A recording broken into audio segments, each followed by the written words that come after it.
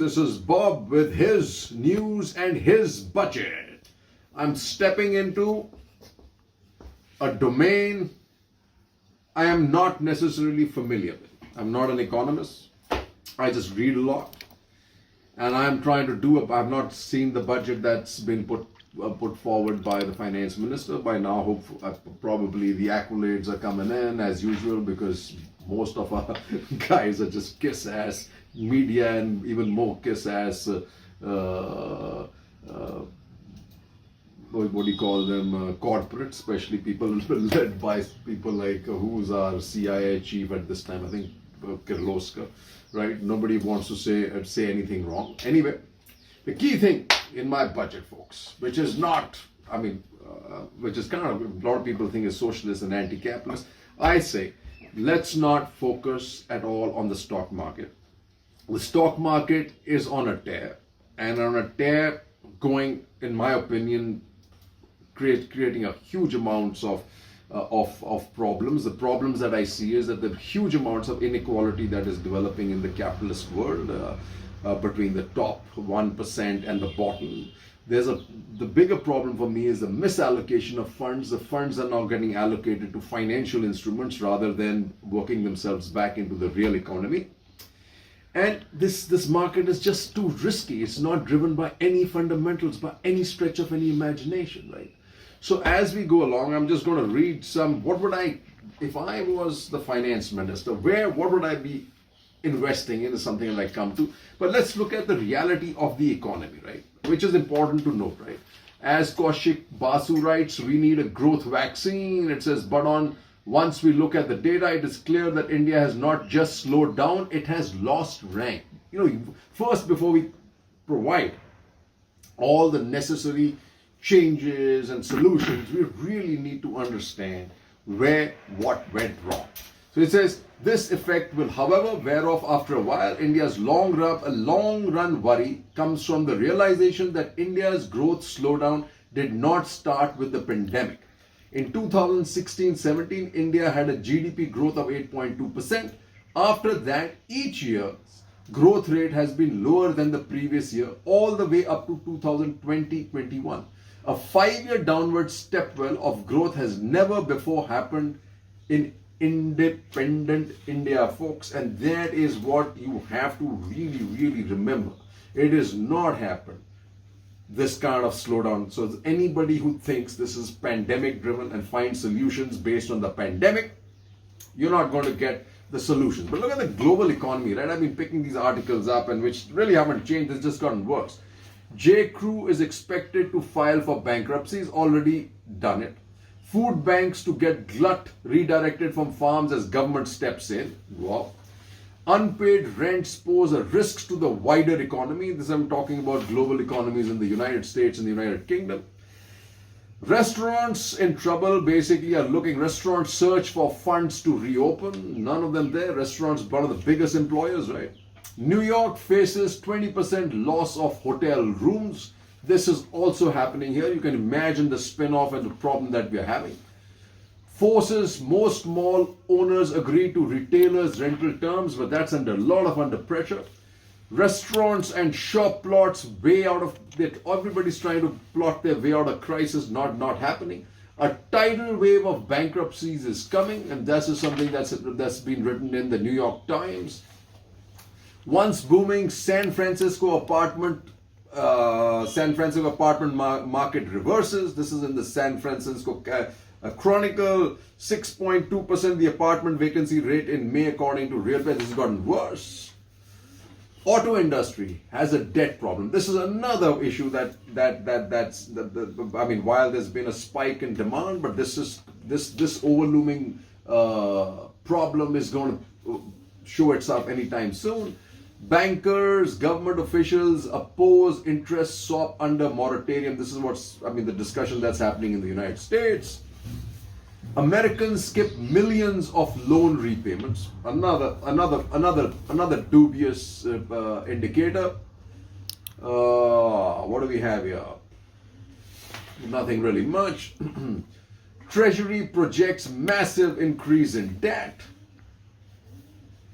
Debt, debate over impact of deficits resurface, which is going to be a problem.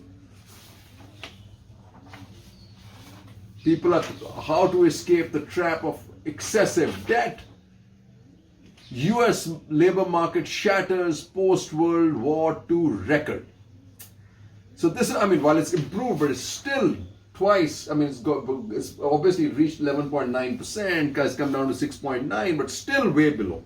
Still way below where it should be, which is 3.5%, right?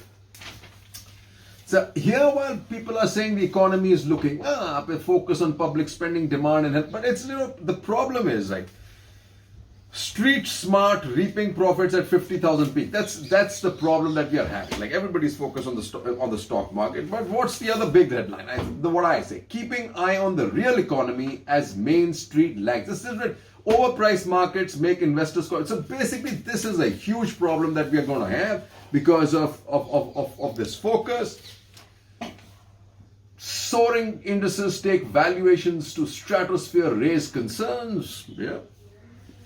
PE funds queue up for likely 3 billion emphasis buyout, and that's the whole problem, right, folks? Booming markets attract over 10 million to Bake Street debut. Dangerous again. I don't know who's talking about this. India is still attractive on relative valuations. And you'd expect ET market, I guess. What else is going to say? Diversify in 2021, but stay bullish on equities. But here's a dose of realism, right? Is what the RBI governor writes. Disconnect between real economy and financial markets only getting worse. And this, folks, is where the problem lies. And it's as Stephen Roach wrote, it's a tale of two economies. One economy is just the real economy, and the other is the COVID economy, which is basically suggesting that the incoming of the vaccine, everything is cleared up. I mean, look at that. I mean, and the markets are on a tear. And this, as somebody else writes, is a dangerous gap. Financial markets have got out of whack with the economy. Something has to give. The most overlooked risk is of political backlash, right? And what's it creating, right? At the end of the day, what do we have here? What Indian markets don't tell you. In contrast to fate of millions of poor people, stock markets have boomed with little tangible benefits. And that is an important telling point, folks. And as Thomas Friedman writes, feeding monopolies and zombies made in the USA, socialism for the rich, capitalism for the rest. What he says, we're in the middle of a pandemic that has crushed jobs, small businesses, but the stock market is soaring. That's not right. That's elephants flying. I always get worried watching elephants fly. And right he is, folks, and right he is. Like I said, while we were talking about all that, Arvind Mayaram rightly puts it, where the Indian economy went wrong, until you go back and acknowledge that, your solutions are really going to be half-baked. The Indian economy has continued to slow post sudden demonetization, one of the big ticket reforms, and the rollout of the ill-conceived GST regime. Investments, exports, private consumption, and government expenditure were already seriously impaired before COVID-19. But the proverbial last nail in the coffin, GDP has fallen into a technical recession, and most independent economists are unanimous that contraction this fiscal will be 8 to 10. And a lot of people are saying it's going to be a lot worse, folks. While you keep doing that, listening to the budget, listen to what the things that should really, really make us worried. Core sector output shrinks by 2.6% in November. Urban jobless rates rises to 9.1% in Jan-March from 7.9% in October-December 19. TK Arun writes, gear up for bout of inflation. As you can already see what's happening to oil, and we really missed it. Petrol and diesel prices are on a tear, and so are all the commodity prices globally. And this is going to start feeding into inflation, folks. Economy may be bottoming out, but like Roshan Kishore, the rebound is not broad-based. And as Sajid Chenoy writes, a recovery led by profits at the expense of wages has implications for demand, inequality, and policy. Canary in the coal mine. This is the real McCoy. Till we are able to change this dynamic of improving employment and wages, right now, the entire profitability is being driven, as this gentleman says, Niranjan Rajadhyaksha. The Indian economic recovery seems led by profits and not wages. Such a recovery will be stress tested in an economy with excess capacity. That is why wages matter, folks. And this, I think, you need to take to heart. Corporates have increasing profit and they're doing it at the cost of wages and workers, folks. And that is not a long-term solution, and that is absolutely not good news. More of the, you see how the parallels between news that's coming out of the articles I read in from the US. Look at what our guys are saying, Shyam Ghosh and Gopakumar. Bad loans may hit 22-year high by September, RBI analysis. Now look at, I read that in the United States that avalanche is coming. Here's the avalanche.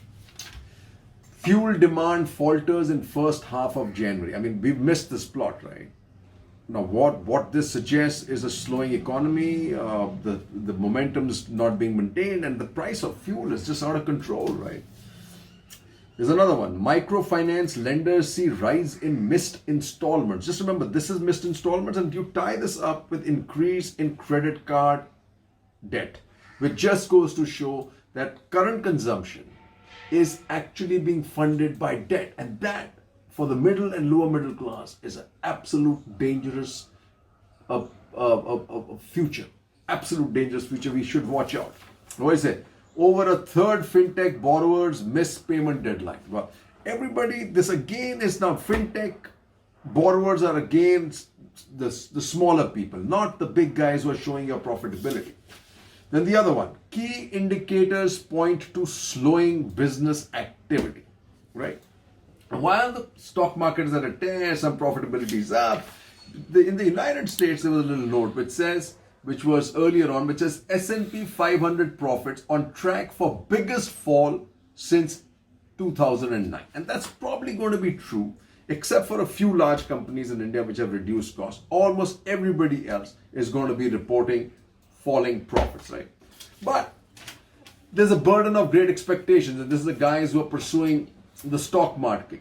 The investors' gift to government in volatile times. Well, I sense it's a gift because it keeps showing the delusional hype on the stock market.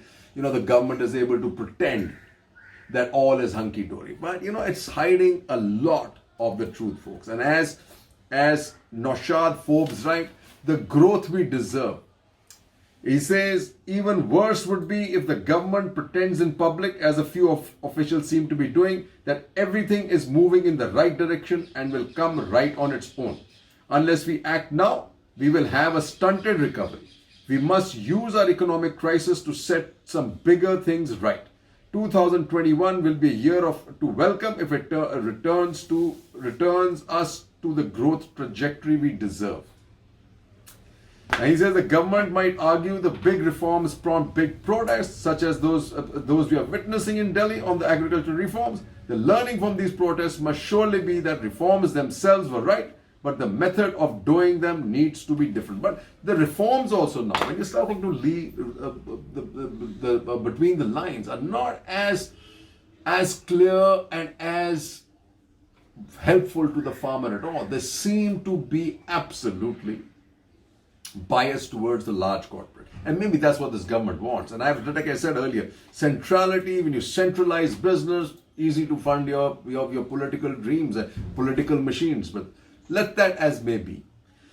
While we go after this budget, we must remember the real underpinning problems that India has and its economy has. And it's not going to be driven by Atmanirbhar at all. I mean, that is just a catchphrase that is absolutely going nowhere except the deep end, folks. More of the budget in my second session.